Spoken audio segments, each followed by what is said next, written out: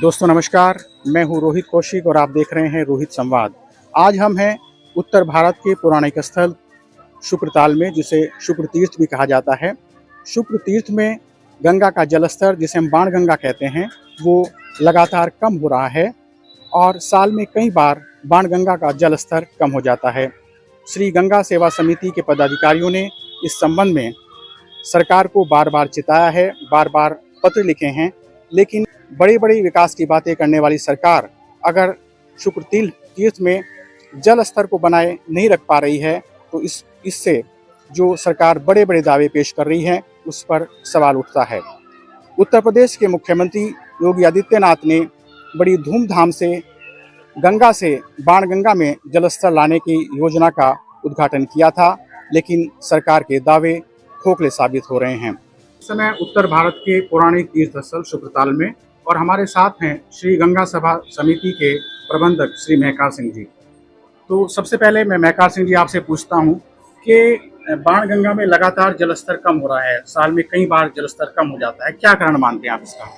पहला कारण तो यही है कि गंगा में जो हमारा मेन गंगा से जो जल आता था हमारी बाणगंगा में, वो एक जगह पड़ती है हमारी जोगावाली, और जोगावाली में हमारी कई हजार बीघे की एक झील थी और उस झील में गंगा का पानी आता था और वो रिचार्ज होके फिर हमारी बाणगंगा में आता था।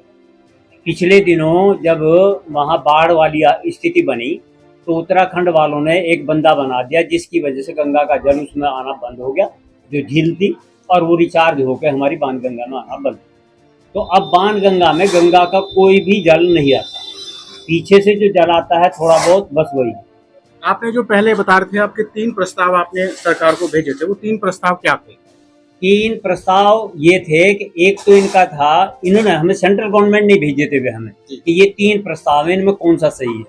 एक तो उन्होंने भेजा था कि हम धनौरी से जो है इसमें जल दे देंगे। एक था वो पड़ता है आपका भोगपुर बिशनपुर कुंडी, जो पड़ता है आपका हरिद्वार के पास में। अच्छा। वहां से बाणगंगा को जल दिया जाना था जी। तो वो बाणगंगा में वहां बहुत थोड़ा फासला था बाणगंगा और गंगा में जी।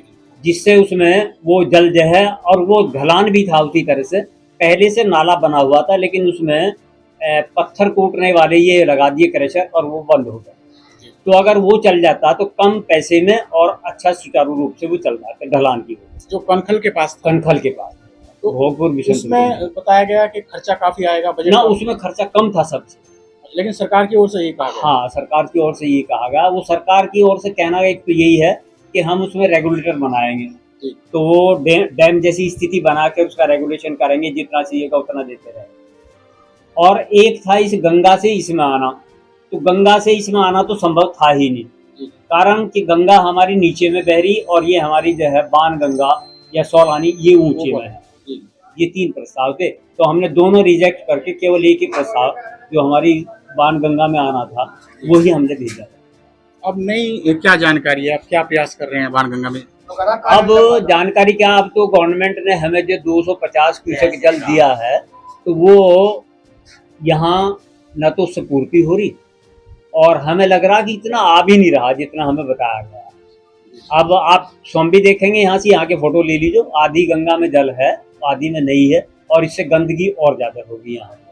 तो अब हमने चर्चा की थी और एक्शन वगैरह से इनसे भी की, तो वो कह रहे हैं अगर बाणगंगा में ही जल पीछे से दे दिया जाए तो संभव है कि वो स्थिति बराबर ठीक हो। शुक्र तीर्थ के विकास के लिए गवर्नमेंट ने विकास परिषद का गठन किया है। उस विकास परिषद से अभी वो लागू तो नहीं हुआ। हमारा तो केवल एक ही निवेदन है, यहाँ विकास के लिए 2 चीज बेहद जरूरी है। एक तो शुक्र तीर्थ को एक्सप्रेस वे से जोड़ा जाए, दूसरा गंगा में जल की आपूर्ति ठीक की जाए, तो शुक्र तीर्थ का विकास हो जाएगा और संभवतः ये हमारे जो तीर्थ हैं उनमें उच्च स्थान प्राप्त कर। अभी तक विकास परिषद ने क्या काम किया है? अभी कुछ भी नहीं किया, अभी वो लागू ही नहीं हुआ। अच्छा, लागू नहीं किया। तो ये थे हमारे साथ श्री गंगा सेवा समिति के प्रबंधक श्री महकार सिंह जी, जो यहाँ की स्थिति बता रहे थे। बहरहाल अभी तक यहाँ कोई आशावादी कोई परिणाम मिलता दिखाई नहीं दे रहा है। देखते हैं भविष्य में क्या होता है। नमस्कार।